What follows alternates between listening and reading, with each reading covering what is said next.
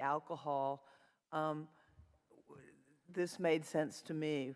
Alcohol is water soluble apparently, and you get so much and you pee and you throw it up. Oh, okay.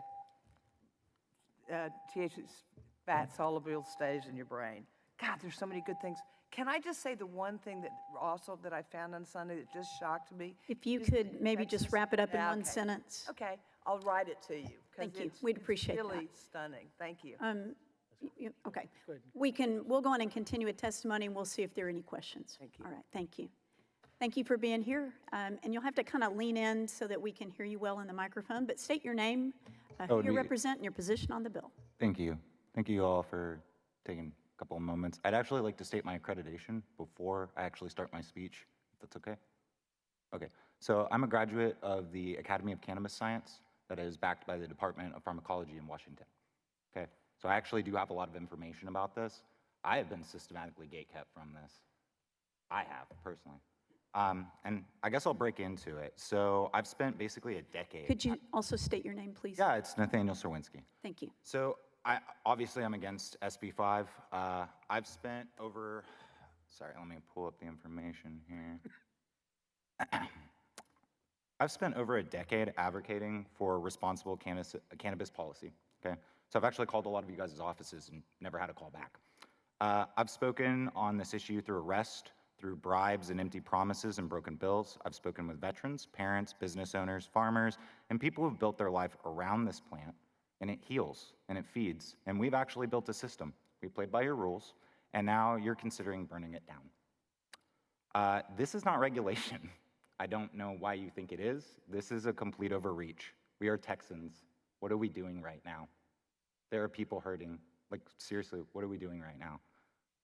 It's not even about safety. It destroys access, and it doesn't even target bad actors. It actually just criminalizes the entire industry. If you're trying to outlaw a plant because it's responding to Texas weather, you're trying to regulate nature instead of commerce. So that's not about public safety, that's about public theater. That's fear packaged as law. And you say it's about protecting children. Well, I have 2 kids, and I dare ask about Charlotte. Were we creating these laws to protect her? Huh? Do we know who she even is? Because I do.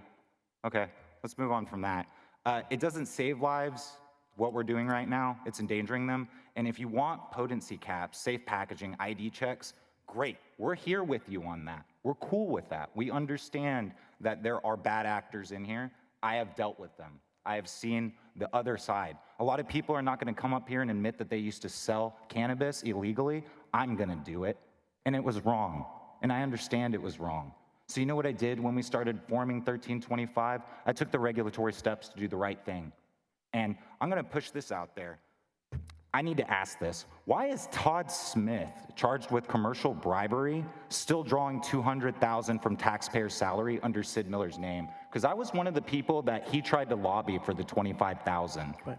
Yeah, you guys are cutting me off, but that $25,000, that affected my life. So the cutting off is based on the time. I understand. Because we're trying to be fair to everybody. So thank you for your testimony. Members, any questions for Senator Perry? You're recognized. Thank you. Back to the lady. Yes, sir. So you were going to finish your statement. Oh, bless you. Yeah, one of the things that I was really surprised about was that Texas, I guess the federal government asked, documents more children's deaths and because of neglect or child abuse. And the federal government, Texas leads the nation in those, which I did not realize. We account for about 10 or 15% of it. Texans actually only have like 1 in 50 that they are pot smokers or, you know, cannabis in their system. But those deaths, 30% are of the children's death, the person that was responsible, you know, for their either neglect, or, you know, abuse, or their traumatic death with that. So, you know, the psychosis is really very real. I'd like to do is ask a question to someone earlier about kind of the unknowns. Lots of people have had adverse events with cannabis, but you don't hear from them and you don't hear about them. So when I hear you're not representing Texas, I know clearly where Senate District 28 is. I can go there just by a local ordinance proposal to decriminalize pot just a year ago. It went down in flames 70-30 in Lubbock, Texas. So I know where my district is at. I thank you. But more importantly, since session, I've had multiple calls, 2 or 3, of people wanting to tell their story, but not publicly. So I would like to get a copy of your documentary, so I'll catch you after this hearing, grab that, and see if there's a way to, you said it was national, so we can talk about the national impact and extrapolate or do. But there are other people that just choose not to come in here for lots of legitimate reasons. No, in fact, one of the panelists that we had after our documentary, we couldn't use her last name and show her picture because she did go public. She had a child that had problems, her son, which he's now better, but when she told her story, and maybe it was a news conference or something, she got doxxed, her Yeah, family. it's just, they're merciless, it's so. Right, no, I appreciate that. So thank you for being here, but I will catch you. Can I please add something? I am an official teacup patient, and I bought many of the products. They were very expensive, and they were very ineffective for myself, and I'm lucky that it saved my life when I looked up in the cabinet and I saw that I had the full spectrum CBD with THC, and it saved my life.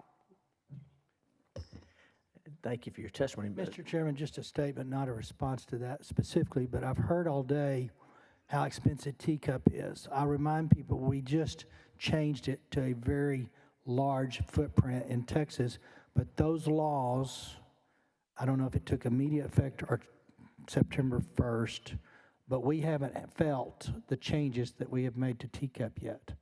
So once the teacup gets online and the supply-demand curve changes, it's just like any free market kind of concept, the more you get in the system, the less expensive it is about changing the transportation. So I can't predict with certainty because I don't go into the hemp shops, but comparing some of the prices I've heard today, teacups pricing ought to become comparable once that system is implemented. So But in the meantime, I could have died. in the meantime, Right I thought. hear you say that, and I know that it takes time, but I will just tell you that the teacup program that we've expanded has not had time to develop fully. So that's what's part of the conversation with teacup, getting the cost down. Since there's any other questions for our witnesses on this panel, we thank I you. Chief. respectfully ask a question to Mr. Perry. Well, we ask the questions and you give the answers, but as I'll tell you, here's what we'll do. I respectfully hold ask a tight. question to Mr. Perry. Well, I was trying to be nice. You need to let me do that, or I would if I were you. I'm going to ask you a question and ask if you would like to finish your remarks. I would very much appreciate that. Thank you. Go ahead. My question to Senator Perry is, and this is just out of respectfulness, are you aware that there are over 300 plus cannabinoids? I'm aware there's hundreds. I never heard the same number, but I know there's hundreds. So before I continue, I'd just like to point out, if you don't like a movie with Will Ferrell, does that mean that you don't like all actors? Because all of these different molecules are separated by temperatures and degree. So CBA, CBD, they can combust in the stomach back to THC. That means that anybody that takes a CBD product can actually fail a drug test just based off of the chemurgy or the chemical balance of this plant. And I've studied this very in depth. I have. Actually, Israel provided a lot of great research on this back in the 1940s, and I was able to get a lot of that information. The reason I'm trying to describe this to you is earlier you had stated about THC-A. Well, THC-A and THC are very different things. They actually are. They're separated by degrees of temperature, but they're also separated in the effects. And every single person is different. See, if I take THC-A, I get lazy. I get kind of lethargic. But it also makes me hungry. So there's different effects for different people. Some people could experience psychosis from something like that. That's true, and I agree with that.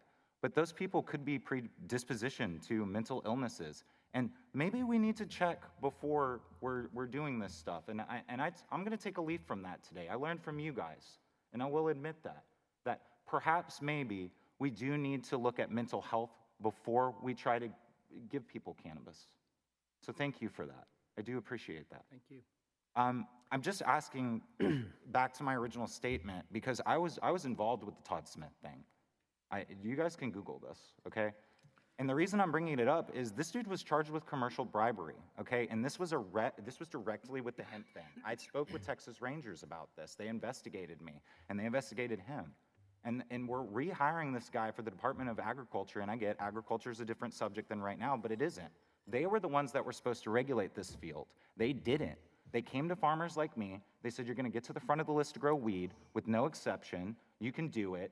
And behind closed doors, they were not able to deliver that promise. Now, the nefarious part of me, that part a couple of years ago, I took that offer because I thought that I was gonna be able to grow weed without you guys looking down my back. And that's not what it was. It was a $200 like setup fee at 10K or 25,000 that they were bribing people with and initially going around with. Sir, and Yes, sir. I appreciate what you're bringing to the table. I will, The reason I bring it up though is the track and trace program. 'Cause no, this is I where hear it that, effed up. and I understand. Yeah, Joey all- ID. That gentleman was actually incarcerated for. Yeah, he's back on the payroll. We don't get to make those HR decisions for that department. So wrong committee, wrong conversation, wrong subject matter. Thank you for raising it, but there's nothing this committee can do about your concern. That's not what the concern is. The concern is the track and trace program not implemented properly. That was a failed baton pass. If you would have listened to people like me when we showed up originally, because I did, I spoke with so many different people, we could have created a program that would have, look at the unhoused population. We could have housed them, we could have fed them, and we could have clothed them. I provided the research. I don't disagree. There's things the state could have done better at the time this stuff started evolving. We didn't make the cut. Now we're here today to fix what we didn't do. Thank you for being here. Thank you. Any other questions, senators, for the witnesses on this panel? Thank you each for being here. You're excused. Thank you. We're going to call a few names that have been called numerous